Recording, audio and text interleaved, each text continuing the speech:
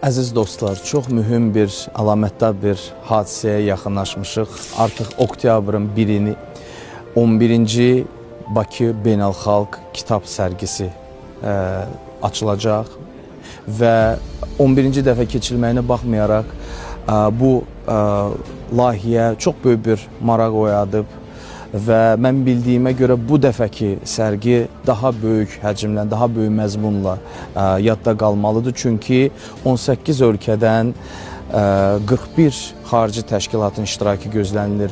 100-ə yaxın nəşriyyat, poliqrafiya birliklər öz əsərlərini, öz məhsullarını təqdim eləyəcəklər.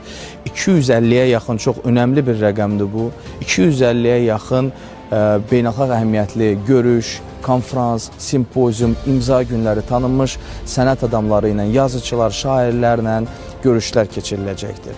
Bu çox önəmlidir, çünki kitab mütaliə tək demək deyil, bu kitab həmçində insanın mənəvi zənginləşməsi deməkdir. Və mən çox arzularım ki, bu layihədə hamımız yaxından iştirak eləyək.